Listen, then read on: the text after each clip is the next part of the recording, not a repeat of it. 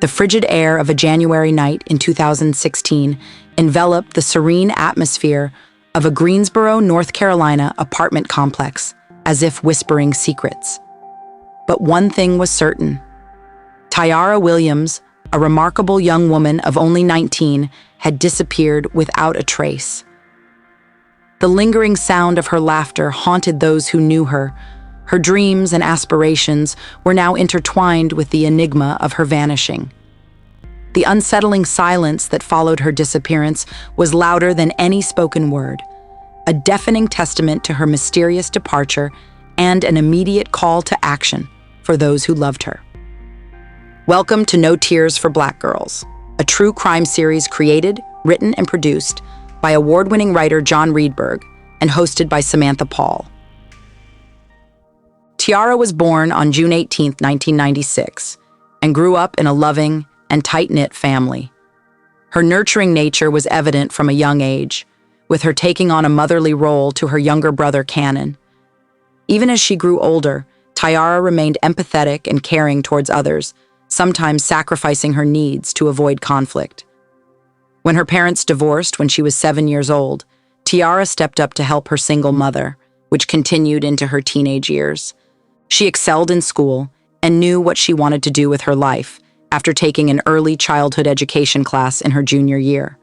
She was passionate about working with children, especially those with disabilities, and worked hard to achieve her goals while also maintaining a busy social life. However, there were occasional clashes between Tyarra and her mother over rules regarding social media usage. In senior year, Tyarra decided to live with her grandmother Vanessa at the same apartment complex where her family resided. This was not due to any major disagreement, but simply a mutual agreement that seemed like a good option at the time. She wasn't just moving a few buildings over for the sake of independence. No, it was her duty as a caretaker that drove Tyarra to take in her grandmother. Although her grandmother joked about being loved for her cooking, Tyarra's strong familial ties remained unchanged after she settled into her new apartment in 2014. She took a short hiatus before starting college in December 2015, enrolling at Guilford Tech with plans to study early childhood education. The excitement bubbling within Tyarra on January 7, 2016, as she registered for classes and obtained her school ID, was palpable, something she had been dreaming of since junior year of high school.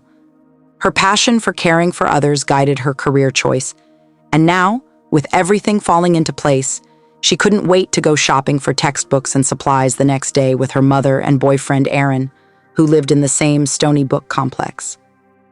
As they made their way back to her mom's apartment that evening, Aaron joined forces with Cannon to play video games, while Tyarra took down the Christmas tree that had been promised to be removed by the end of January.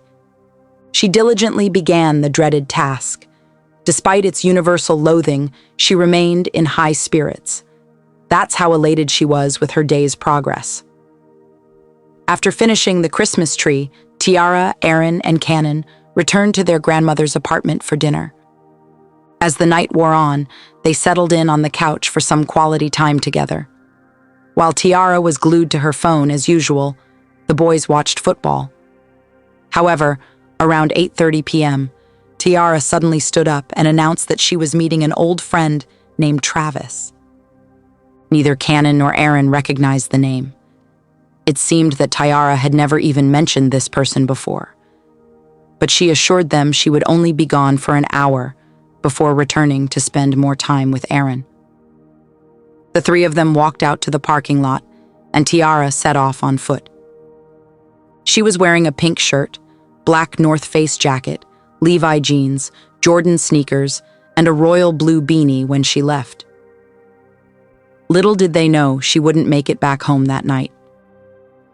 After Tyarra parted ways with them, Aaron and Cannon returned to their grandmother's apartment to watch TV before going back to Aaron's place to play video games.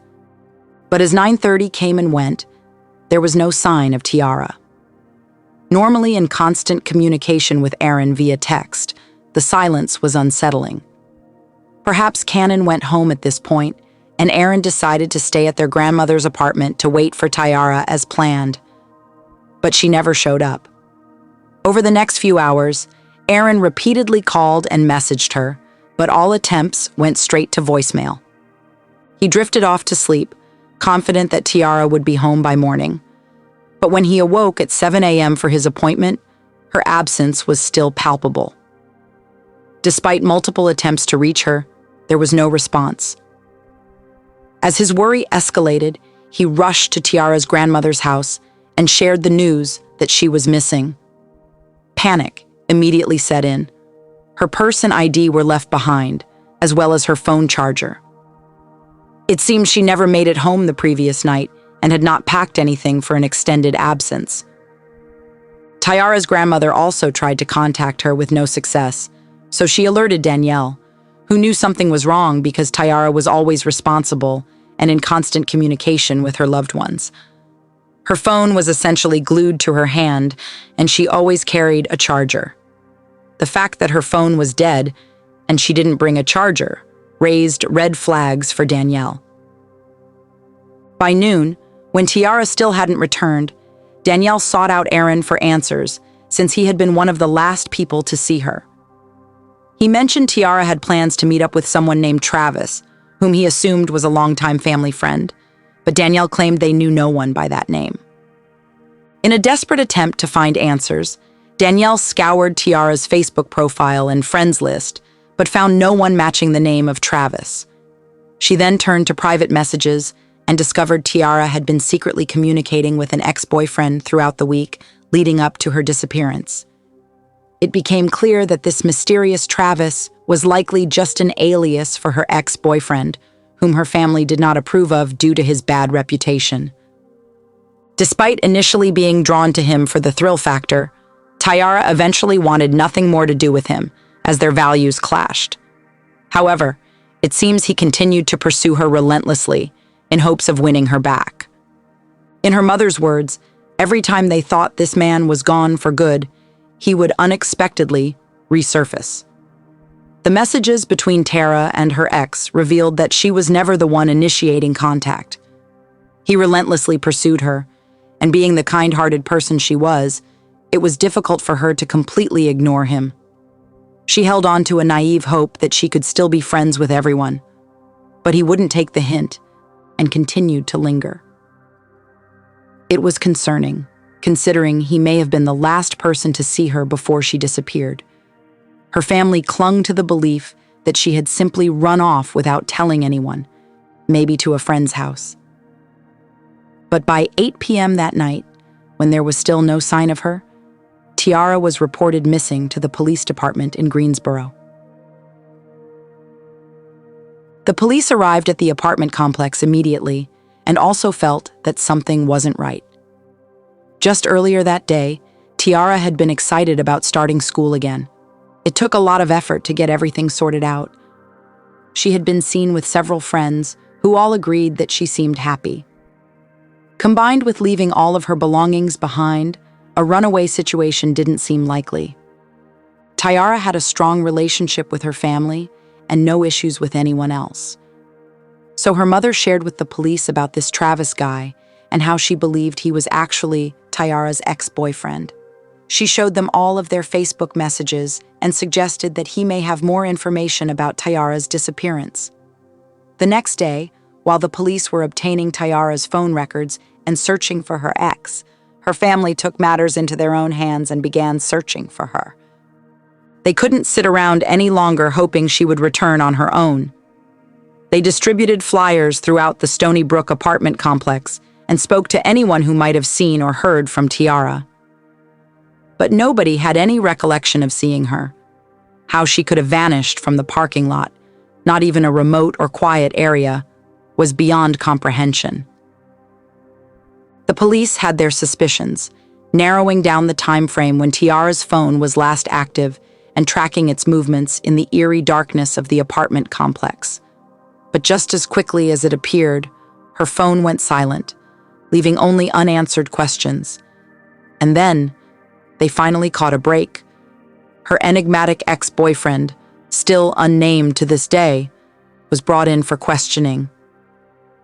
Initially denying any involvement with Tyarra, his facade crumbled once confronted with damning evidence from their Facebook exchanges.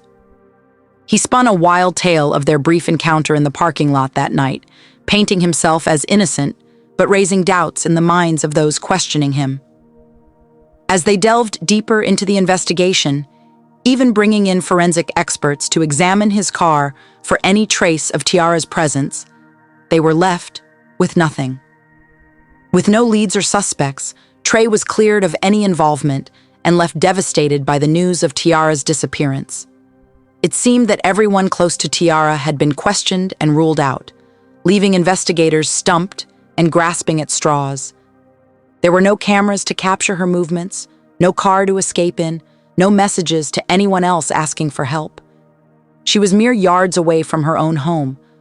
What could have possibly happened in such a short amount of time? The chilling question lingered, haunting those involved in the case as they frantically searched for answers in this seemingly impossible mystery.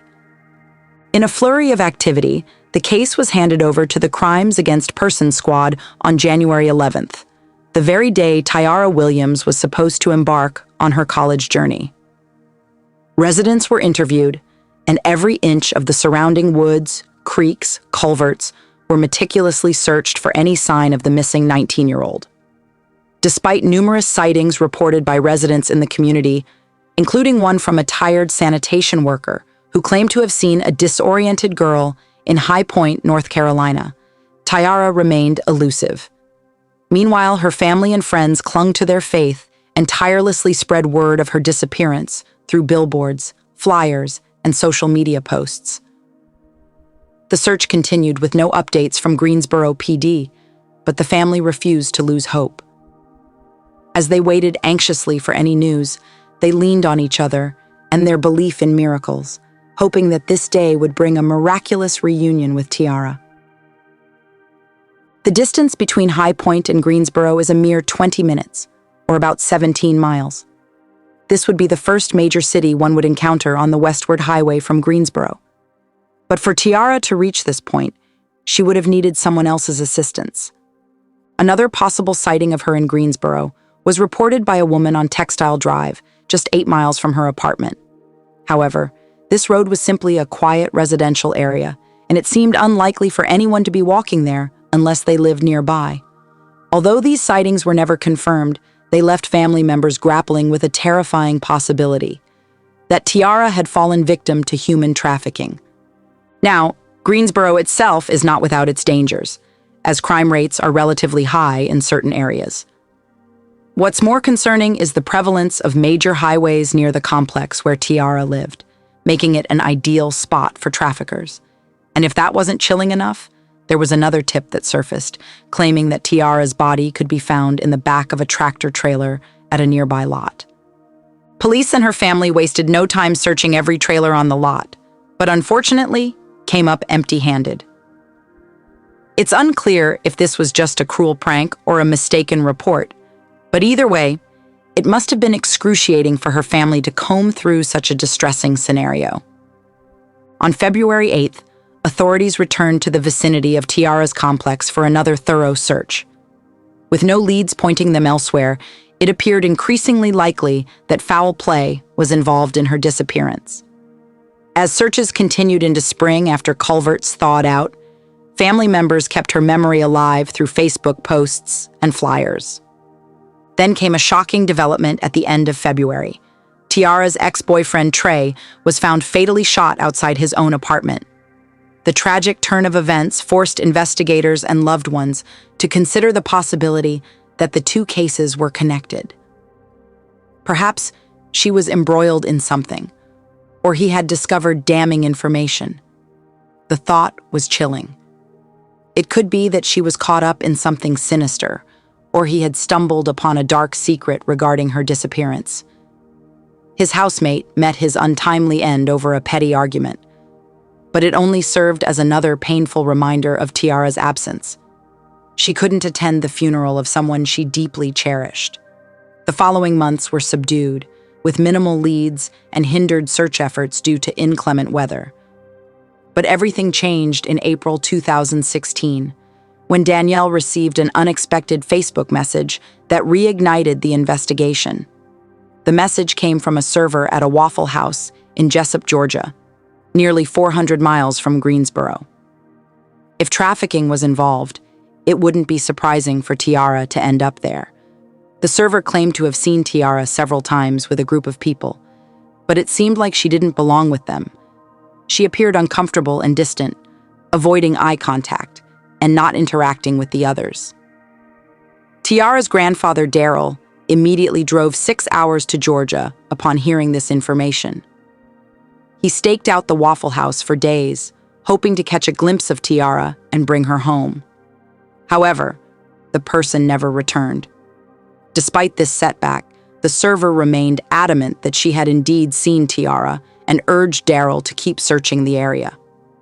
Daryl took flyers with Tyarra's information to nearby businesses and hotels, and one manager reported seeing a man frequently coming in with young women who resembled Tyarra. This man was known as a pimp in the area. Police were alerted about these potential sightings, and they questioned him and the girls he was seen with.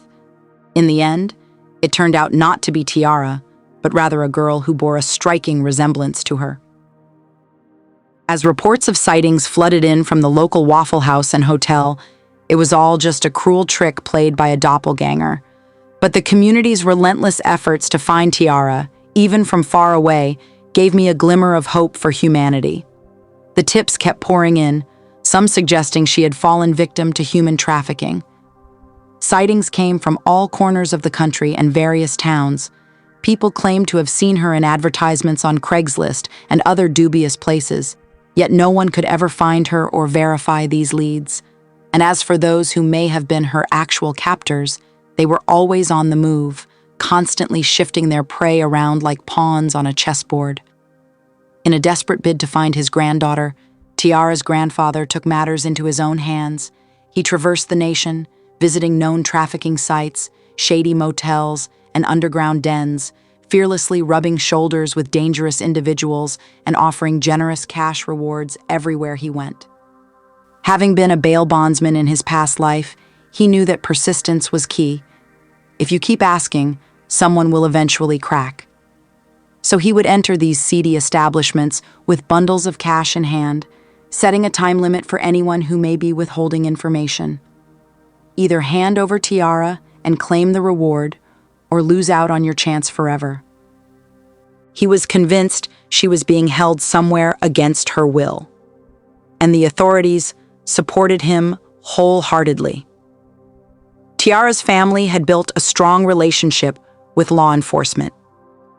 They not only listened intently to their theories and concerns about Tyarra's well-being, but also actively pursued any leads they provided. It was hardly a surprise that they urged her grandfather to persevere in his search for Tyarra. They believed he had better connections and resources than they did. But despite months of relentless scouring, nothing turned up by the following spring, May 2016. It wasn't until authorities were able to conduct more thorough searches of specific areas, including creeks and culverts, that any progress was made. Still, their efforts yielded no results. Credit must be given to their diligence in revisiting every possible location. At this point, Tyarra's family decided to start from scratch. They combed through every detail again, hoping to find something that may have been overlooked. Perhaps there was someone they hadn't considered before. Ultimately, they asked the police to refocus their attention on Aaron, Tyarra's boyfriend at the time.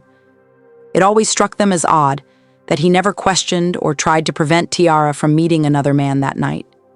He never asked who the person was or why she was meeting them. This behavior raised red flags for them. Did he follow her when Cannon left? Did he see her with another man and become enraged? The possibilities were endless. When authorities went back to question Aaron, he was initially outraged at feeling betrayed by Tyarra's family. He explained how her disappearance had taken a toll on his mental health and even led him to contemplate ending his own life. Every day was filled with sorrow, anger, confusion, and guilt for him. He regretted not asking more questions about Travis and not stopping Tyarra from going out that night. He couldn't help but dwell on what could have been different if only he had acted differently.